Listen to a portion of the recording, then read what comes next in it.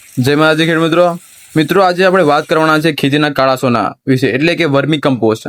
આજના વિડીયોમાં આપણે જાણીશું કે વર્મી કમ્પોસ્ટ એટલે શું, તેને બનાવવાની સાચી પ્રોસેસ શું છે, કઈ કઈ સાવચેતી રાખવી પડે અને ખેતીના અદ્ભુત ફાયદા શું છે અને સ્ટેપ બાય સ્ટેપ પ્રેક્ટિકલ સાથે જાણીશું। તો વિડીયોમાં અંત સુધી તમે જરૂર જોજો। સૌથી પહેલા વાત કરીએ ભાઈ વર્મી કમ્પોસ્ટ એટલે કે અળસિયા દ્વારા તૈયાર થતું ઓર્ગેનિક ખાતર। આ ખાતર બનાવવા માટે સૌપ્રથમ 15 થી 20 દિવસ જૂનું એટલે કે વધારેમાં વધારે 1 મહિના જૂનું છાણિયું ખાતર વાપરીશું। આમાં ખાસ યાદ રાખવા જેવી બાબત છે, ક્યારેય તદ્દન લીલું અને ગરમ છાણ સીધું વપરાશ નહીં કરીશું। છાણને બેડમાં ભરતા પહેલા 3 થી 4 દિવસ પાણીમાં છાંટી બરાબર ઠંડુ પાડો, જેથી કરીને તેમાં ઝેરી ગેસ મિથેન ગેસ દૂર થઈ જાય, જે ગેસ દૂર કરી શકીએ અને અળસિયા ગરમીના લીધે મરી શકે નહીં। હવે આપણે વાત કરીએ તો બેડ ક્યાં બનાવવા, તો તમે આ વિડીયોમાં જોઈ શકો છો આપણે કંઈ વધારે ખર્ચો કર્યો નથી અને આપણે ખુલ્લામાં અને આપણે ઝાડના છાંયડા નીચે સરસ મજાનો બેડ બનાવ્યો છે। તો બેડ આપણે બજારોમાં પણ ગ્રો બેગ મળે છે, એમાં પણ બનાવી શકીએ છીએ અને શેડની નીચે પણ અને ઝાડના છાંયડા નીચે પણ બનાવી શકીએ છીએ।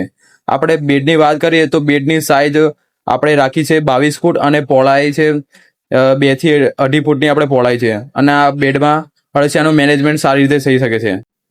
ખેડૂત મિત્રો, આ તમે જોઈ શકો છો ખાતર બનાવવા માટે અળસિયાની જાત સૌથી મહત્વની છે। આપણે અહીં વર્મી કમ્પોસ્ટ બનાવવા માટે એસીને ફેટિડા એટલે કે જે ઓસ્ટ્રેલિયન સ્પીસીસ છે રેડ વિંગલર, જે લાલાશ પડતી હોય અને પ્રજનન શક્તિ સૌથી વધારે હોય છે અને 15 થી 30 અંશ ટેમ્પરેચરમાં સૌથી સારામાં સારું કામ કરે છે અને મેક્સિમમ 40 અંશ ટેમ્પરેચરમાં જીવી શકે છે આ અળસિયા। ઘણા ખેડૂત મિત્રોનો સવાલ હોય છે કે અળસિયા કેટલા નાખવા, તો તમે જાણી શકો છો કે દર 2 ફૂટમાં 1 કિલો અળસિયા જોઈએ। તો આપણે 3 લાઈન કરી છે 22 ફૂટની, તો આપણે 30 કિલો જેવા અળસિયા નાખ્યા છે।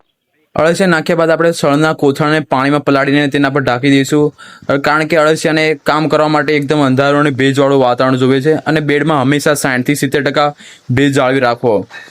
અને જો ઉનાળાની સિઝન હોય તો 2 વાર પાણી છંટકાવ કરો અને ચોમાસું અને શિયાળામાં ભેજવાળું વાતાવરણ હોય એટલે એટલા પાણીની જરૂર પડતી હોતી નથી, એટલે કે સૂકો બેડ હોવો ના જોઈએ। હવે વાત કરીએ તો ખાતર ક્યારે તૈયાર થશે, તો આ ખાતર 2 થી 2.5 મહિનામાં તૈયાર થઈ જશે અને ચાની ભૂક્કી જેવું એકદમ દાણદાર તૈયાર થશે। હવે આપણે વાત કરીએ વર્મી વોશ જે વર્મી કમ્પોસ્ટ બેડમાંથી પસાર થતું પ્રવાહી ખાતર છે, જેને આપણે બાયો લિક્વિડ ફર્ટિલાઇઝર તરીકે પણ ઓળખીએ છીએ, જેમાં પ્લાન્ટ ગ્રોથ હોર્મોન સૌથી વધારે હોય છે, જે છોડના વિકાસમાં ઝડપથી વધારો કરે છે। હવે સૌથી મોટો સવાલ એ છે કે આ ખાતર વાપરવાના ફાયદા શું છે।